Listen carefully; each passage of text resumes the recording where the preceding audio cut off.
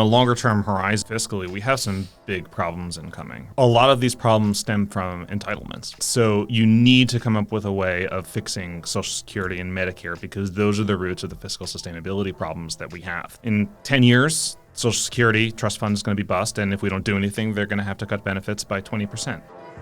Welcome to Manhattan Insights, a Manhattan Institute production. I'm your host, Reihan Salam.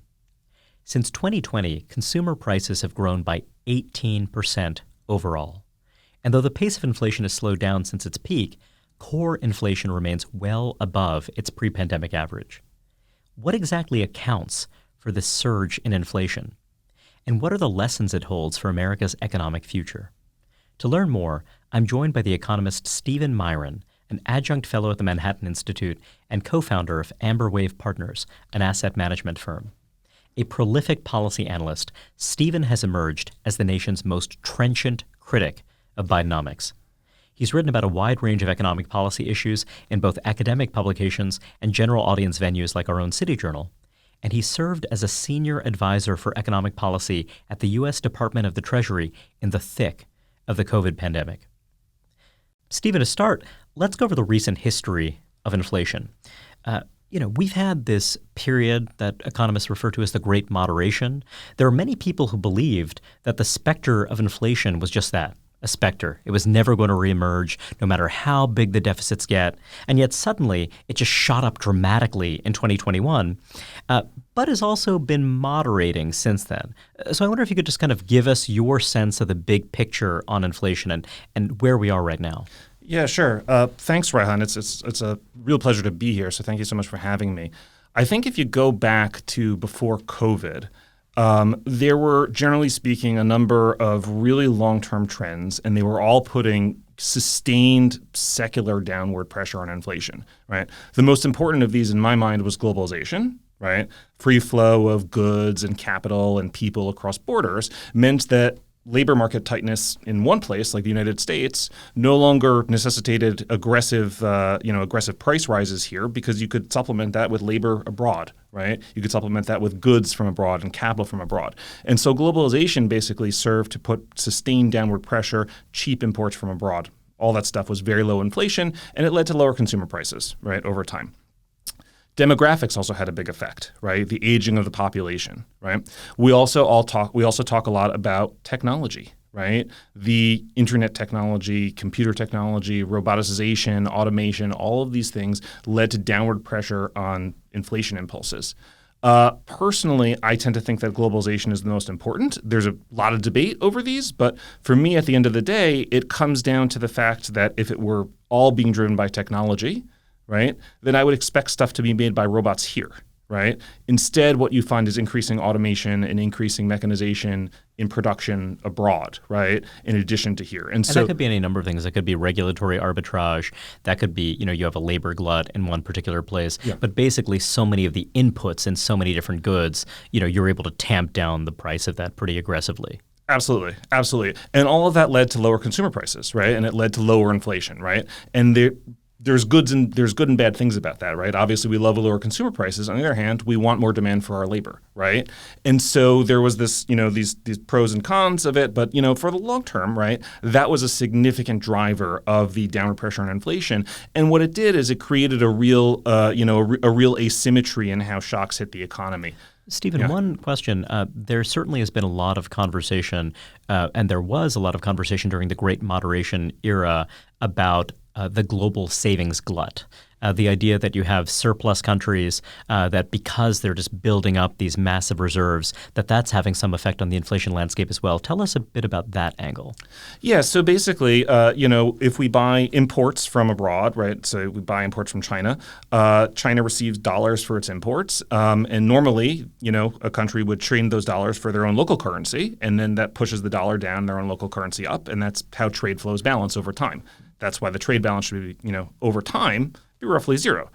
China, sort of neutralized that factor by basically taking that dollar and rather than trading it for their own local currency to pay their workers, they basically printed local currency to pay their workers, took that dollar and invested it in U.S. assets, right? That was the, large-scale currency manipulation that was occurring, let's say 10, 15 years ago, even arguably it's going on now. That's a more nuanced conversation, but for sure was happening in the past. Absolutely.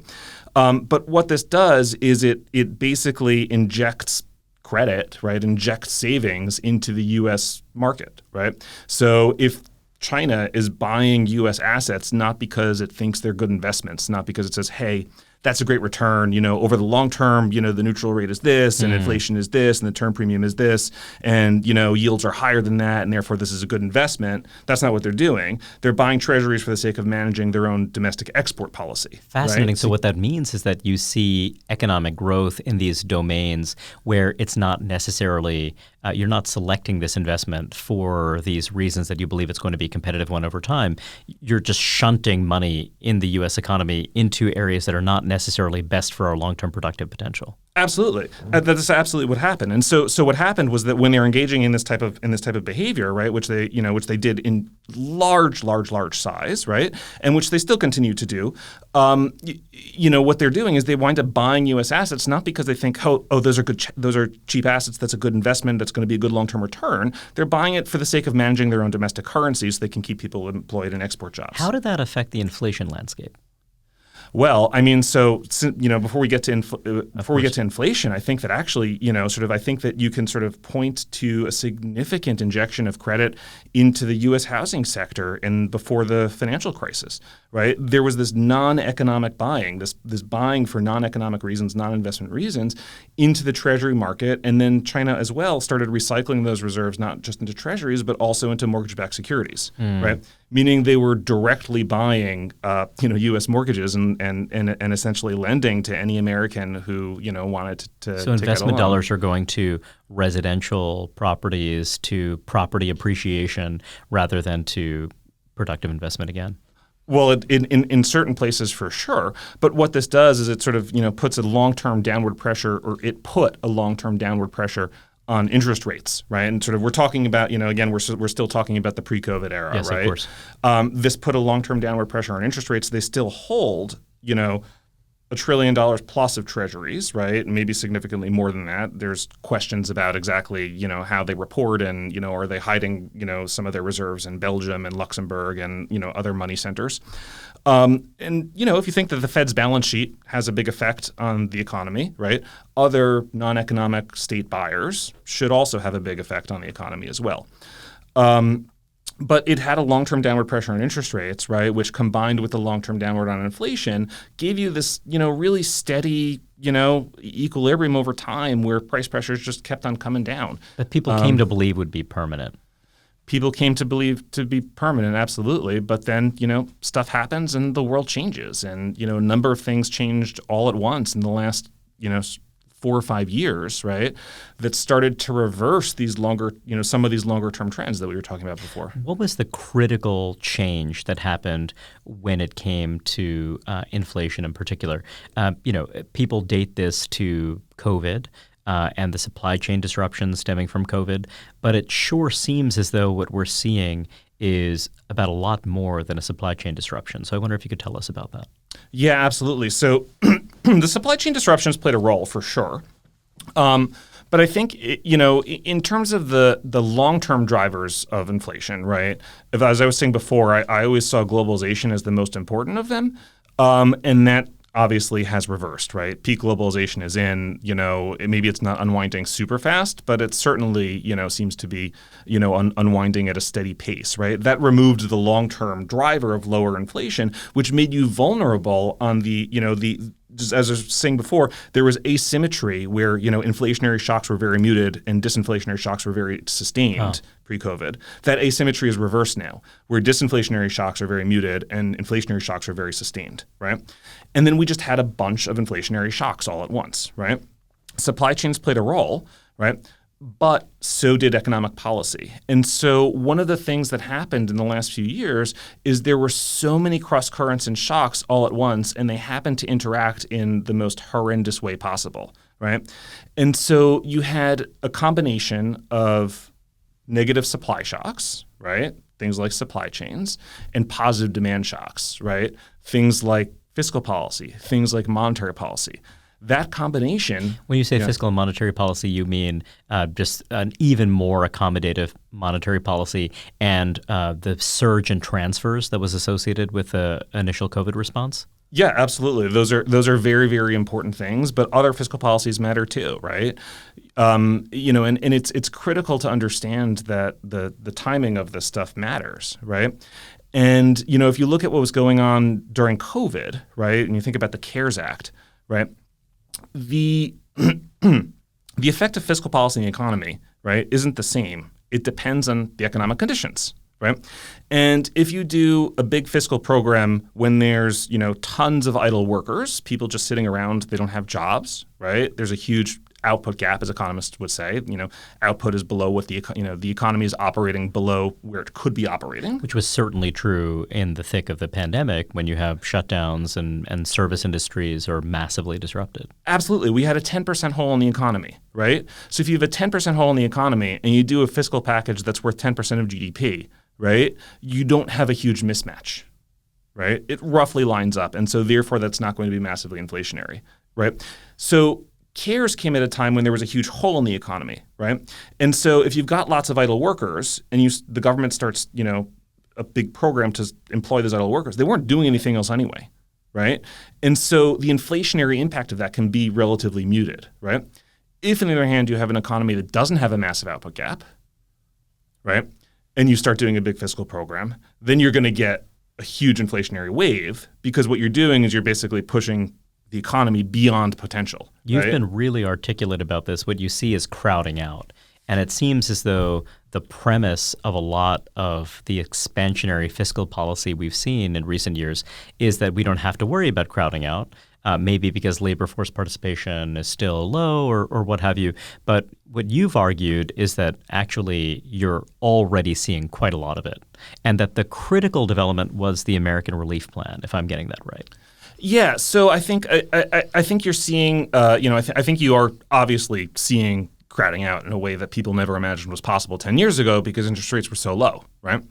And I think the classic example of this that I think will be obvious to everybody, right, is just the housing market, right? If you look at that, if you look at the housing market, right, you've got mortgage rates, about almost 8% now, right? Residential investment has basically declined for 9 quarters in a row, right? That means the declining investment there because people can't afford to buy enough homes because of high mortgage rates, right, is a classic example of activity basically being paid for by the various Bidenomics programs, but taking activity away from other programs, right? And so the fact that all these giant fiscal expansions have pushed interest rates so high, pushed mortgage rates so high, means that savings, right, is coming out of housing and moving into government, right? Less activity in housing, more activity in government. That's classic crowding out. And also government-favored activity and what have you. I want to dial back for a moment. So you mentioned Bidenomics, and I wanted to just set the scene for a moment. So you served under Treasury Secretary Mnuchin. Yeah. You were involved with crafting a strategy in response to this massive hole in the economy prompted by the COVID crisis. When you're looking at the Biden administration, his chief economic policy advisors, my understanding is that they had a thesis about how the American economy ought to work. They were concerned about inequality. They were concerned about climate and a number of related issues. They were concerned about, as the Trump administration was, about the health and vitality of the manufacturing base. And my sense is that their thesis was we need a big, bold program of investment in state and local government, but also in changing America's industrial economy. We believe that money should not go here. It should go there. It should go away from dirty hydrocarbons, let's say, and it should go into green technologies of the future. And we understand how that works. We know what this should look like. We know where we want the economy to be, where carbon emissions are going to be in 2030 and 2050. And we think that this is not zero sum. We don't think that there's going to be crowding out because, hey, we've had decades of extremely low inflation. Sure, COVID happened, but let's leave that aside. And we believe that this public investment is going to lead to a kind of private sector boom.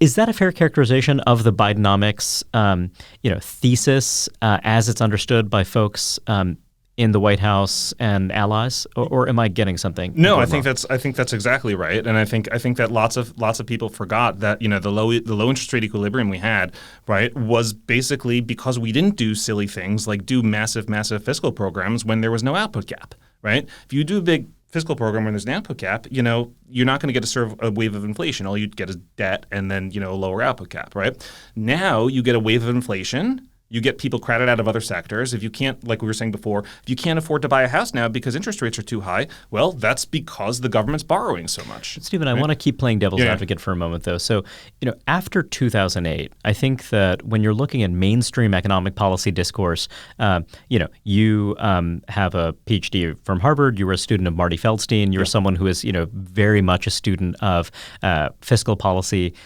paid close attention to these dynamics of the business cycle. But it really did seem as though after 2008, the big takeaway from a lot of folks, a lot of accomplished folks, was that, hey, we had austerity and that was bad. We did not do enough to fill the output gap. And partly in this low inflation era, the thinking was, hey, we can do a lot more. Debt is cheap. Let's not be so foolish that we're actually, kind of impoverishing ourselves. And then you have the more radical form of it, the modern monetary theory idea that, hey, the way we're going to solve inflation is, we can just hike taxes at that point. But hey, we are a sovereign. We print our own currency. Let's do it. Let's not starve ourselves of the social programs, the industrial recovery programs that we need. Is it fair to say that kind of seemed plausible at some point in the kind of, in that 2008 to 2020 era when it really did seem as though there was, more fiscal profligacy and it just didn't really seem to be biting people? You know what I mean? It seemed as though that was actually going reasonably well. Look, I think it seemed reasonable in the earlier part of that period for sure. And I think a large portion of why is, as I was saying before, the effect of fiscal policy is going to depend enormously on the economic environment. And after 2008, there was a large and sustained output gap, right? Not as large as during COVID, but pretty big and much longer term. And that was prolonged, right? So partly because of the globalization dynamic you're describing, actually there was kind of a persistent underemployment problem during that time. Absolutely. And moreover, two other things, right? One, there was household deleveraging going on too, because in the aftermath of the financial crisis, households had all this mortgage debt on homes that were now worth 40%, 50% of what they were worth in some places, and households sort of were working themselves out from under those mountains of debt they'd taken on, right? And that meant that households were saving a lot, right? Not borrowing a lot, not taking on a lot new debt, and that excess savings, right, meant that in the household sector, right, meant that there was space for borrowing without really pushing up interest rates so high and without pushing inflation up so high. Two, monetary policy was tapped out, right? Fiscal policy is generally not thought to be a great way of addressing business cycles because it can take a while to get a package through Congress. It has to be targeted in a specific sense. It can't affect. It's tough to get it to affect the entire economy at once. There's supply side distortionary effects of it. Of doing fiscal policy. It increases the national debt. Right. That's why we tend to prefer monetary policy. Right. It goes everywhere and it can be faster, and you don't have to sort of worry about targeting it. And so if interest rates, are at zero and monetary policy is basically tapped out, right? And you can, the Federal Reserve does, large-scale asset purchases, things that people call quantitative easing, right? Generally, those are less effective than interest rates, right, at stimulating the economy. If monetary policy is tapped out, then that even strengthens the argument for doing a little bit of fiscal even more. So 2009, 2010, 2011, I think that the argument for having done a little bit more fiscal is not crazy. And just to be clear, that is to say that there were some folks, who were fiscal conservatives who might have been wrong at that time in their assessment of the situation. Is that a fair characterization, that they might have been too hawkish at a time when maybe a more dovish approach might have been appropriate then? I don't want to say they're wrong. I just want to say there's maybe different priorities, or as economists would say, different discount rates, right? Yes. Because doing fiscal policy basically saddles the future with debt. Yes. Right? And so, okay, you're going to alleviate some pain now, but that debt eventually is going to be repaid. right? Right, I take Or your point. inflated, right? And so was it right or wrong? It depends on what how much emphasis you place in the future versus now. But certainly, it was less crazy then to think about doing fiscal versus 4, 5, 6, 10 years later. So let's fast forward to the Trump years. Yeah. Fairly or otherwise, one characterization of the Trump presidency is that here you had a Republican president who was quite comfortable with deficit spending. He's someone who presided over a major policy achievement, the Tax Cuts and Jobs Act. And this was something where a lot of folks on the left were saying, hey, look at these hypocrites. Here they are blowing a hole in future deficits. And, then when you're looking to this moment now, when people are complaining about this massive fiscal expansion, some will say, well, wait a second, this was started by President Trump. So I wonder if you could give us a little bit of your perspective on that. During the Trump presidency, you did see this change where labor markets did grow steadily tighter. And you did have an economic recovery reaching a lot of populations that the recovery hadn't reached before. Yeah. So it seems like that was something that was a positive development. On the other hand, it seems reasonable to say that there were big drivers of the kind of fiscal deterioration that the president didn't take head on. So I'm curious how you think about that pre-COVID period. Yeah, absolutely. So fiscally, from a budget perspective, right? TCJA, it was deficit funded tax cuts, right? I think at the same time, people look at that in isolation, and I don't think that you could do that, right? If you think about what's going on at the same time, President Trump was also raising tariffs on Chinese imports, right? Those paid for 35%, 40%, something like that, of TCJA. So the actual net deficit impact was significantly lower. Moreover, if you think of them as a package, yes. Right? Moreover, the size of those deficits was, not huge in comparison to what's happened in COVID and beyond. And finally, there actually still was a small output gap then, right? So, it cyclically wasn't the worst time in the world to do it. But I think this has to be conceived in the context of international competition, right? The United States industrial base has basically, had to compete with a globalizing world for a long time. And if you're competing with a globalizing world, the best thing you can do is make your production relatively more attractive, right? You want to make the United States the best place in the world to invest, to build a factory, to hire people, to employ Americans, right? That's what you want to do.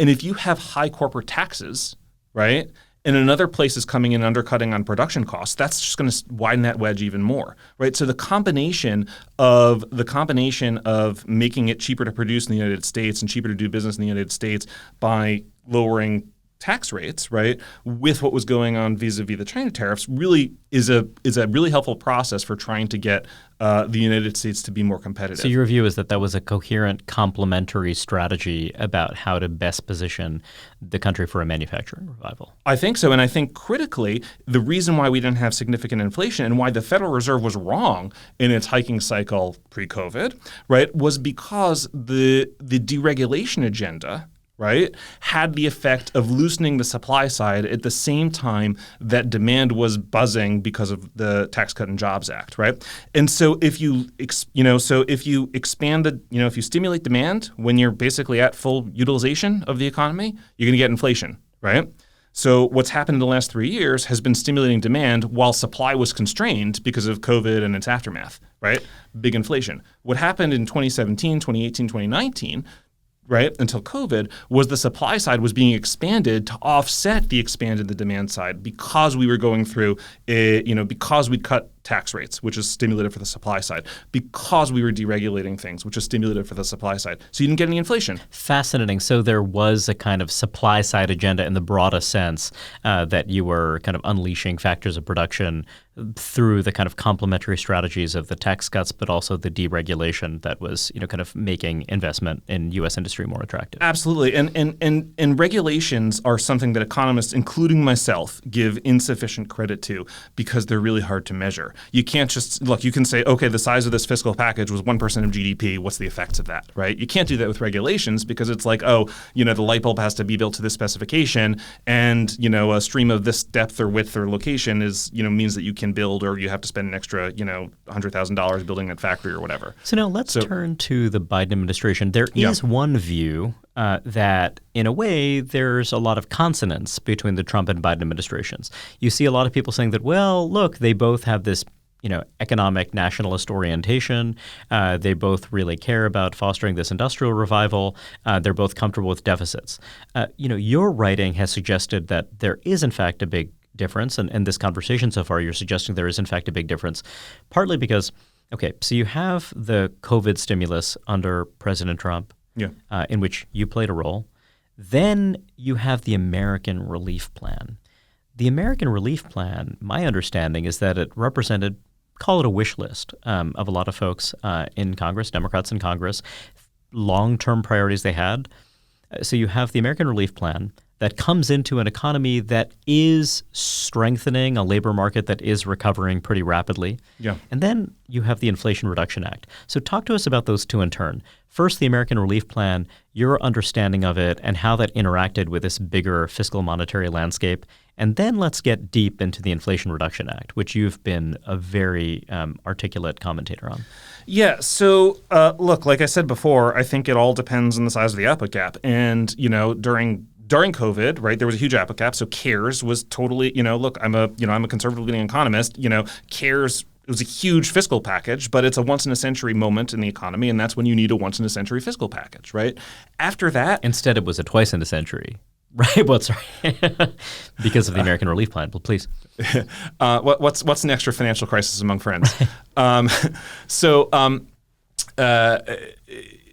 the size of the output gap really, really matters, right? Once you get past CARES, right, you get to the coronavirus appropriation, Omnibus Appropriations Act that happened that winter, right? There were big differences between Republicans and Democrats at the time. Republicans wanted, $300 to $500 billion more fiscal support. Democrats were insisting on, 2.2, another $2 trillion and their $1.8 trillion, the HEROES Act, right, during that year. So even then there was a big gap. After the election, there was a compromise and settled on $900 billion, right, which we thought was too big, but it went through, right? After that, you go to the ARP, as you're mentioning, $1.8 trillion, right? The reason why things started going $1.8 trillion right after there was an additional $900 billion during that lame duck session. Yep. So combined, obviously, that's almost $3 trillion, right? But the critical issue is that not only was the output gap significantly smaller, but it was about to go to zero because the vaccines, right? What we forget is that the COVID recession was not a recession like the great financial crisis, right? And the effects of policy matter enormously upon the economic environment. The financial crisis, as I said before, in the aftermath of that, there was tons of bad debt. Right? People had mortgages on houses an hour away from city centers that were no longer economically advantageous for them to own, right? So they spent years working down that debt. That persistent deleveraging, households more interested in paying down their debt than in taking out new debt and spending on themselves, meant that the recovery was slow. It was disappointing. It was horrible. Everyone hated that recovery for a reason because there were years of overhang. Right? COVID, not like that at all. COVID was a natural disaster. And it was like a light switch had come and shut down the economy. And one day, something would come along, an antiviral or a vaccine or herd immunity or something, and allow you to turn that light switch back on. Right? Which meant that there was not going to be years of overhang from COVID in the way that there was from the financial crisis. Right? The economic response, imagine that the world would be the same, right? And so the output cap was not only much smaller, but it was about to just slam shut because the vaccines were going to open the economy, right? And look, we always knew that was part of the reason why we were so resistant to another big stimulus program was because we knew this was a temporary state of affairs and we didn't need to plan for 5 or 6 years of fiscal support to the economy because there wasn't going to be a huge deleveraging overhang with this, right? Either an antiviral, herd immunity, a vaccine, something would come along and allow the economy to reopen. And in the fall of 2020, I thought it was going to be antiviral. I didn't know the vaccines were like right around the corner. But, I was surprised and the vaccines were there and people started, going back to work and restaurants are opening up. And if the thing that's causing the economic, that's weighing on the economy just suddenly gets magically taken away by the pharma industry, right? The output cap goes away and then we threw buckets and buckets and buckets of gas on this fire when at the worst possible, it was the worst possible moment in the world to be doing so. And the worst part of it is that after it became obvious that it was the worst moment in the world and possible in the cycle to be doing so, and the Fed started having to aggressively hike interest rates and inducing financial instability into the market, and basically, we started losing banks, right? It became very, very obvious that it's the best time in the cycle to start cutting spending. Yes. Right? And we just kept on doing more, and so it's really sort of mind-boggling. So the American Relief Plan, we can describe that as something that here was this wish list, here was essentially a version of the HEROES Act from earlier on, and a lot of those funds went to state and local governments, for example, in a way where you have unionized public employees who are then, lo and behold, negotiating right at the time you get this huge surge of non-recurring federal transfers. So that's one story that seems to have a big public policy effect, big effect on inflation.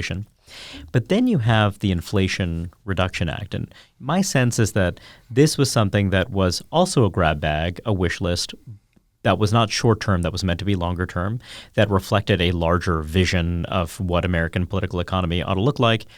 And it's something that actually for a long time seemed like it wasn't going to happen, right? I mean, it seemed as though, Senator Manchin of West Virginia just didn't seem especially interested in it. And it just seemed like, a big cavalcade of, ideological, goodies that just wasn't going to materialize. And then suddenly it happened. So I wonder if you could talk to us a little bit about the Inflation Reduction Act, how that's shaped the macro picture. Yeah, sure. So the Inflation Reduction Act is, of course, the latest entry in the series of Bidenomics programs. The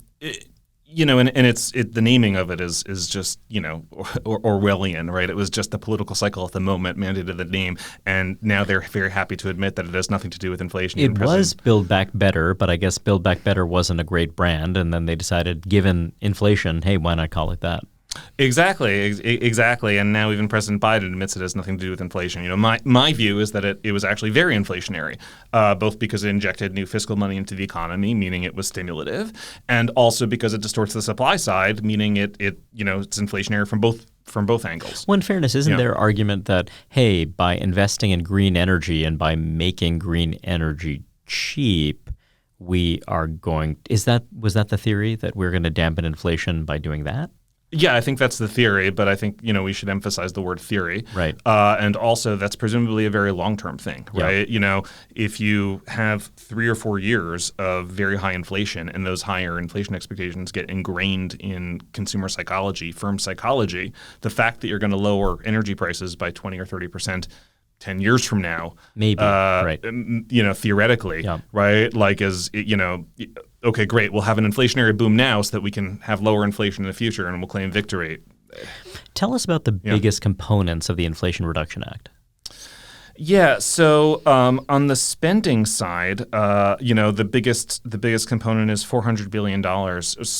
Original CBO score of $400 billion of sort of climate and energy investments and things like the electric vehicle tax credits that everyone's familiar with now.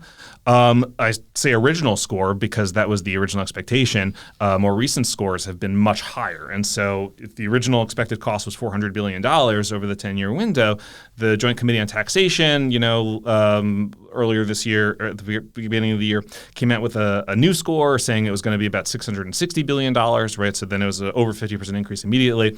And now there's been a study by Goldman Sachs and Wharton at the University of Pennsylvania that sort of expect it to be of people who sort of like go line by line and crunch the numbers line by line on the subsidies, and they expect over $1 trillion. My goodness. $1.05 So the Inflation Reduction Act was meant to be, or was characterized as deficit improving based on that original score, because it also includes, as I understand it, some effort to curb future Medicare spending and also some tax increases. But what you're telling me is that original score has already proven false, or at least in terms of kind of credible projections, that any deficit improving impact is just out the window now.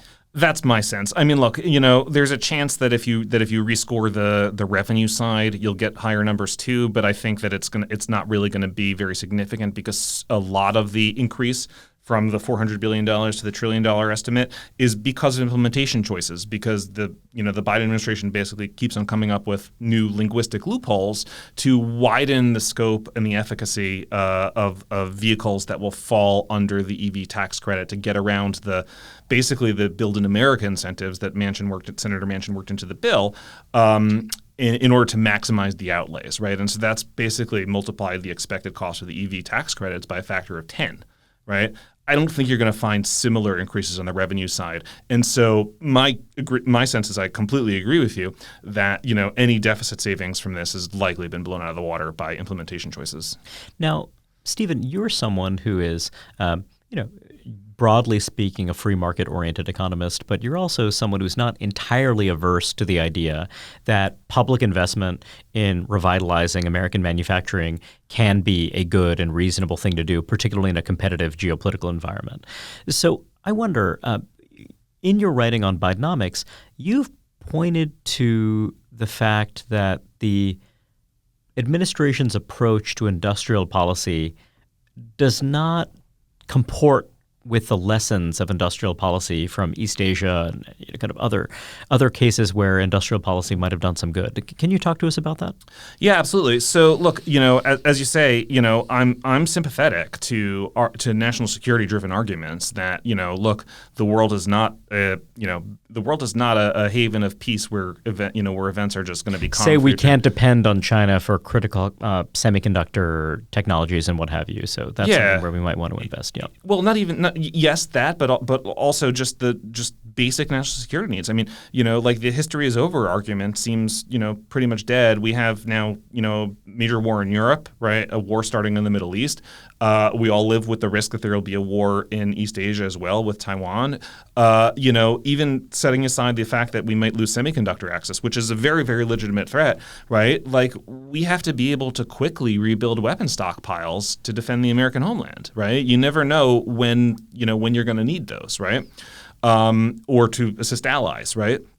And if our supply chain, if a company like Raytheon comes out and says that they have thousands of component supply chains tied up through China and it's going to take them a decade to unwind those, I think they said a decade, but it'll take them years to unwind them. If a major defense company comes out and says that, then you're going to have sort of problems if you actually wind up in a hotter conflict, right? You need to be able to have your defense supply chains at home. You need to be able to be sure that you're going to produce the weapons that you need to defend Americans on American soil.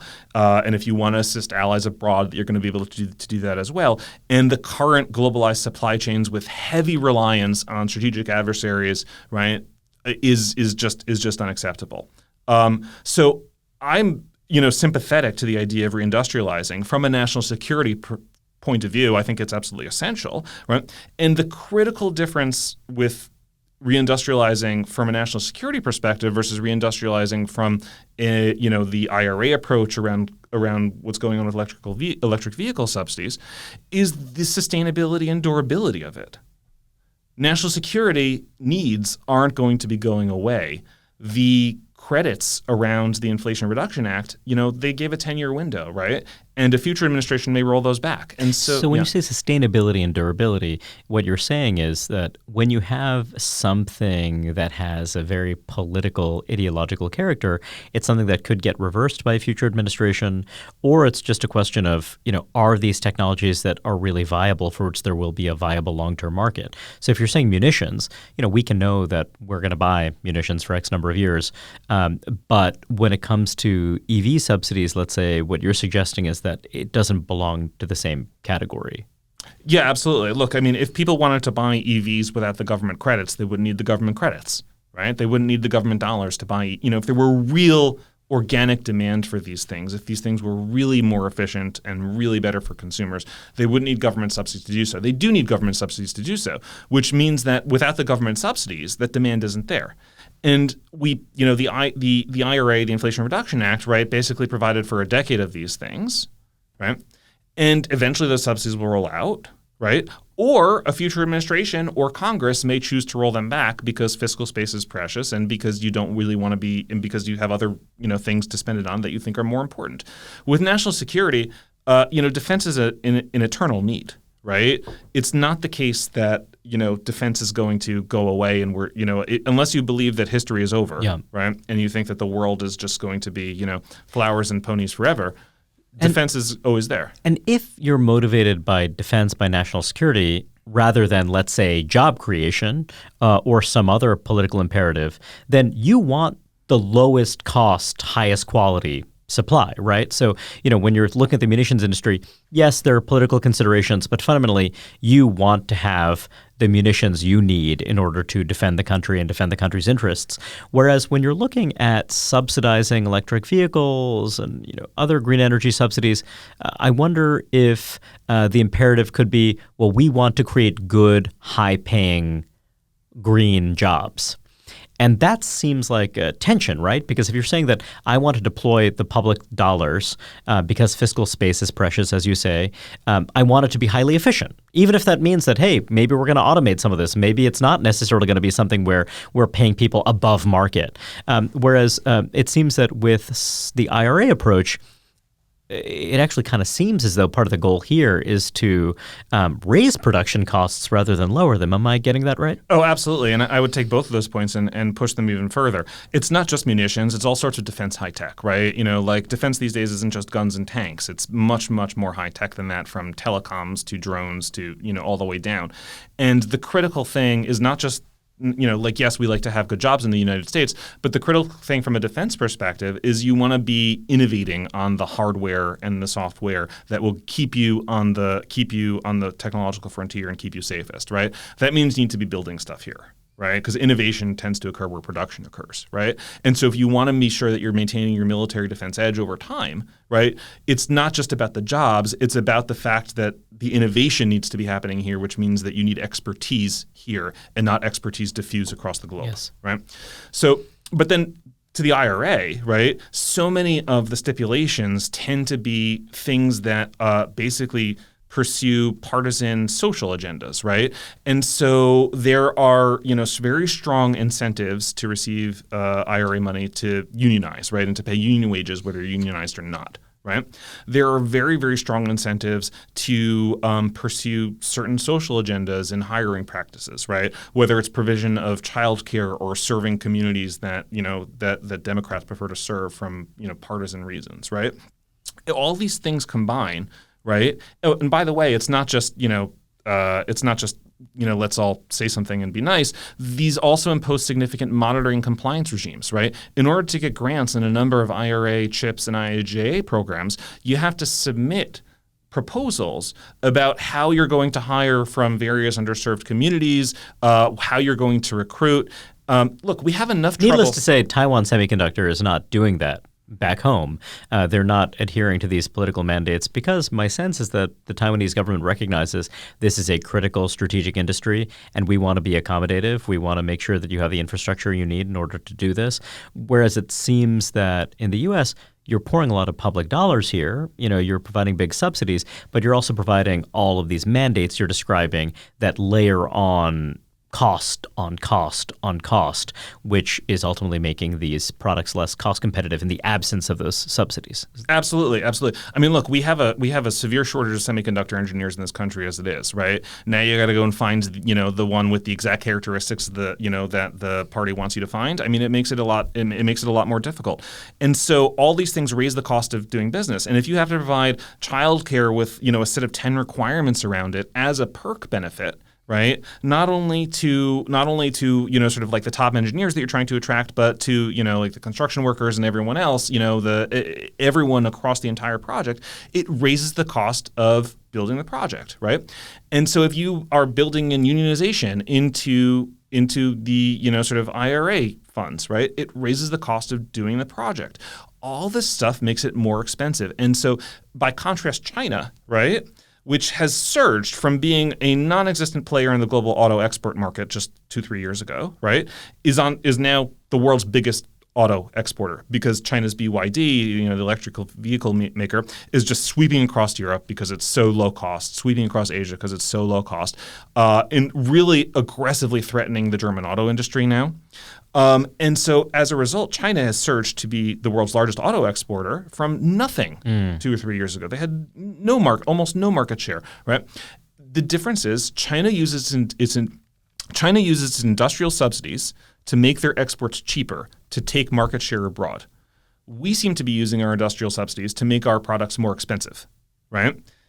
Such that the products are only viable with government support, right? Yes. You basically are creating a situation in which the production facilities that we're building, the capital structure, the industrial plant that we're building is becoming reliant on government subsidies. And if you took that away, you'd set yourself up for another wave of deindustrialization. You also have this almost political hostage-taking dynamic in which the outcome of every election becomes about the survival of what you might call these Potemkin industries that exist on the basis of massive subsidies. So if you're saying we are going to totally dramatically transform the automotive industry, move the supply chain from ICE vehicles to electric vehicles, which are only viable because of these massive subsidies, so then suddenly it's existential. Suddenly my job, my community, everything depends on the party in power getting reelected, right? I mean, it seems very frankly disturbing.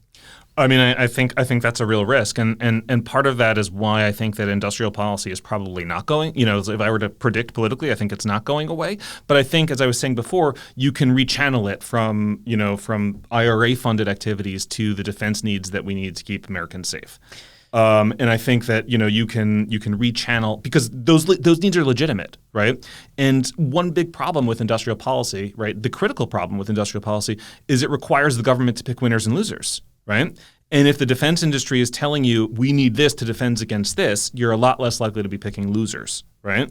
And so as a result, I think that that hostage taking is a real risk, but I think that you can rechannel it and sort of in ways that the country legitimately needs. So this leads us to the bigger picture. You have described some of the massive fiscal policy challenges we're facing. We don't know if the president is going to be reelected or if there is going to be a change in the White House. But I wonder, bracketing that political question, if you could share your thoughts on what's the way forward, what's the way out of the bind we find ourselves in right now. It seems that part of the story is that, whereas in the wake of 2008, there was a case for some modest, measured fiscal expansion to deal with a persistent output gap, that we're in a different world right now, and that there is a case for a fiscal consolidation. That's one thing I'm gleaning. And another is that when it comes to industrial policy, we need to be very narrow, targeted, disciplined at national security needs rather than things that are more political or ideological in character. But walk me through what you see as the kind of biggest priorities. Yeah, absolutely. So on a longer term horizon, fiscally, we have some big problems incoming, right?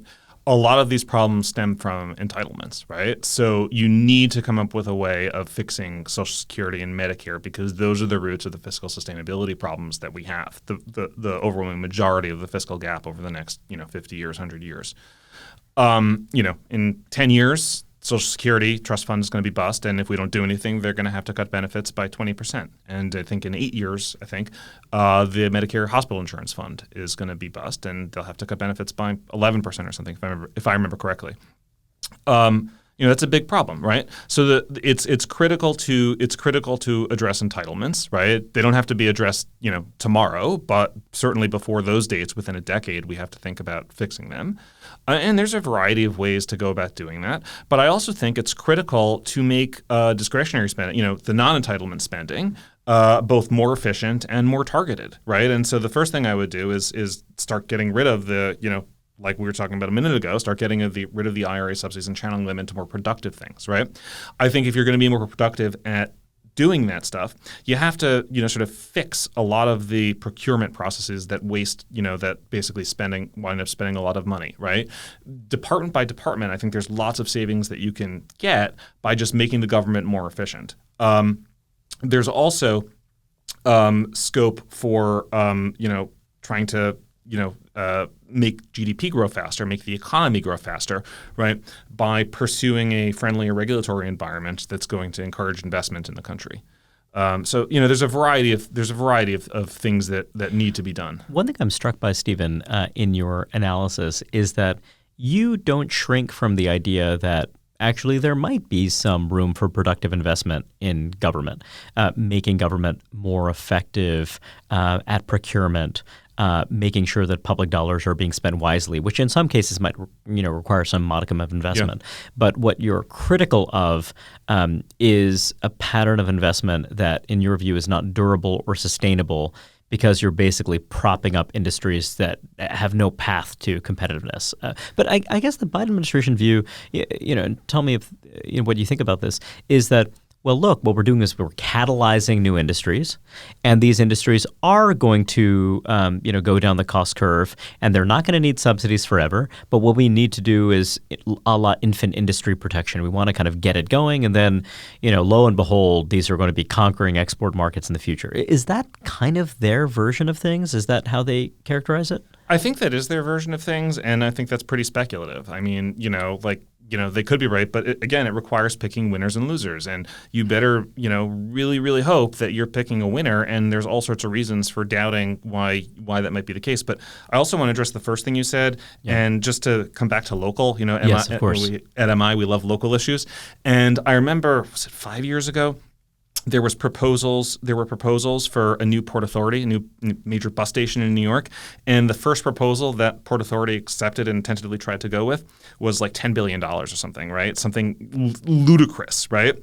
For $10 billion, you should have a bus station on every corner, right? So I'm really supportive of investing in infrastructure in this country. I'm really supportive of investing in defense-driven reindustrialization, but I think that you have to do it sensibly. And if you're doing it in a way that panders to special interests, such that and is so hobbled by regulatory concerns, such that it costs $10 billion to build a bus station, I think, and obviously, there was an uproar and they discarded that plan. But the fact that it was, a credible suggestion. Well, and look, there are any number of infrastructure projects we've pursued that are many multiples of the cost, and other affluent market democracies that also have unions, that also have, a thicket of regulation.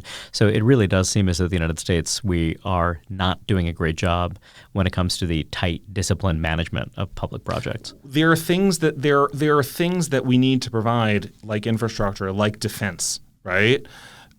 I'm all for those things, but I want to do them sensibly. I want to do them in a way that, sort of provides them at reasonable costs. Stephen, last question for you. We started out by talking about inflation, where it's headed. I'm curious, when you're looking at the next 6 months, the next year, what do you expect to happen? And again, I know that we always hesitate to speculate here, but it's rare to have someone with your expertise. So I wonder if you just have any thoughts about what that would look like. Yeah, sure. So as you mentioned before, inflation has come down an awful lot.